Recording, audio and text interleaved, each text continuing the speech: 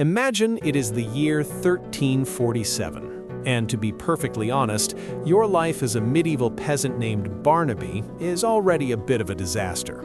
You live in a hut made of sticks and dried cow dung, your favorite meal is a turnip that you found in the mud, and your retirement plan is basically try not to be eaten by wolves. You don't know what a germ is, you think the moon is a giant wheel of cheese, and you haven't taken a bath since the last time you fell into a river by accident. This was the peak of human civilization in Europe, a world of filth, faith, and very, very bad smells. But across the sea, a tiny traveler with a massive ego was about to make your bad life significantly more complicated. His name was Yersinia pestis, a microscopic bacterium with the ambition of a Roman emperor and the social skills of a serial killer. He didn't have a horse or a sword, but he did have a very reliable shipping partner, the Oriental rat flea. This flea was the ultimate medieval influencer, spreading his message to everyone he met, except the message wasn't about skincare, it was about liquefying your internal organs. The journey of our tiny villain began in the steppes of Central Asia, hitching a ride with the Silk Road with caravans of spice and silk. By 1346, he had reached the Golden Horde's army, which was currently busy besieging a city called Kaffa on the Black Sea. The Mongol soldiers started dying in heaps, and their leader, Janibeg, had a moment of truly terrifying inspiration.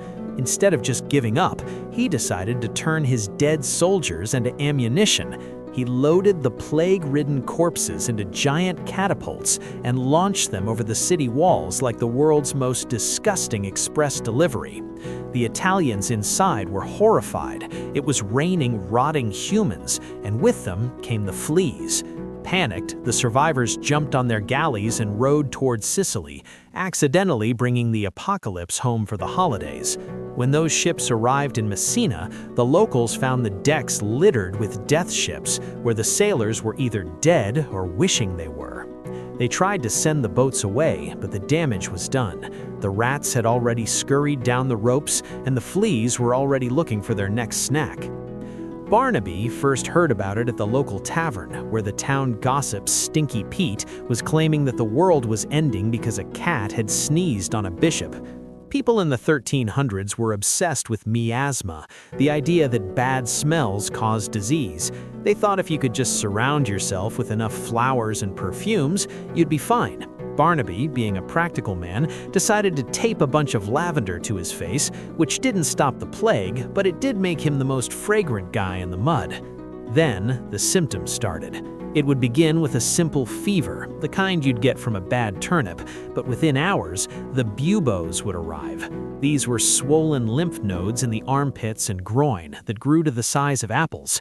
They were hard, painful, and eventually turned a deep, bruised black, hence the name, the Black Death. If you had lunch with your friends on Monday, you were likely having a very quiet dinner with your ancestors by Wednesday. The speed was so terrifying that people started abandoning their own families. Wealthy people fled to the countryside, only to realize that the fleas were already in their luggage, proving that you can't run away from a microscopic roommate with a grudge. The medical profession, if you could call it that, was absolutely useless. Enter the plague doctor, a man who looked like he was auditioning for a horror movie about giant birds.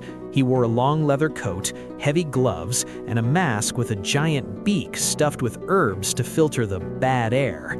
Dr. Beaky would walk into Barnaby's hut, poke him with a long stick from a different distance, and suggest a variety of cures that were basically just creative ways to torture the patient. He might suggest rubbing a live chicken's backside on your lumps, or perhaps drinking a cocktail of crushed emeralds and mercury.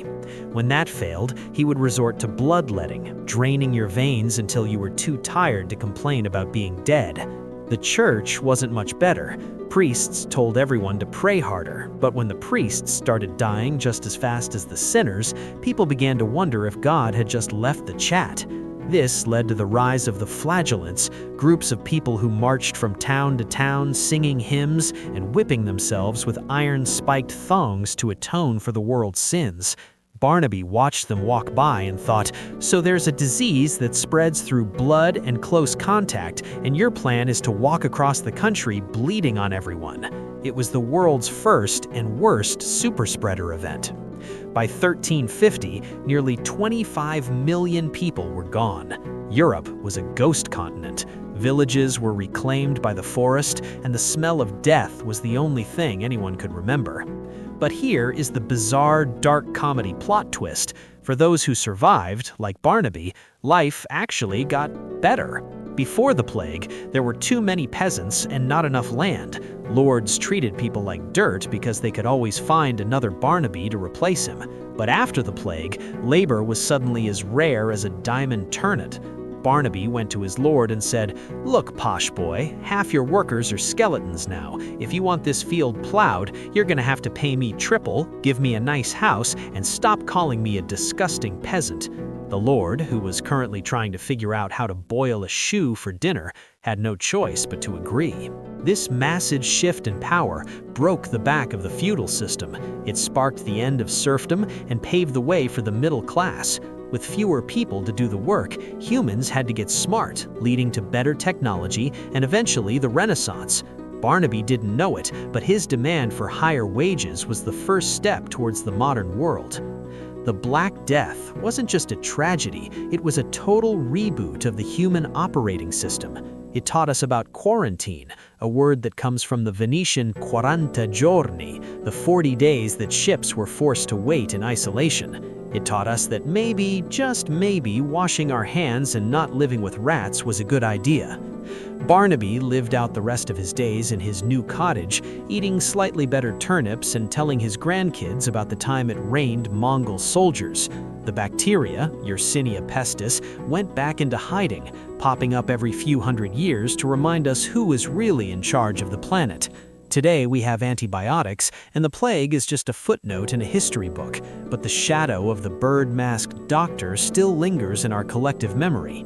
It serves as a reminder that even when the world is literally rotting away, humanity has a weird way of surviving, demanding a raise, and building something beautiful out of the wreckage. We are a resilient species, even if we did once believe that a chicken's butt was a valid medical device. So, the next time you have a bad day, just remember Barnaby. He survived the literal end of the world without toilet paper, and he still managed to get a promotion. If he can do it, you can handle your slow Wi-Fi.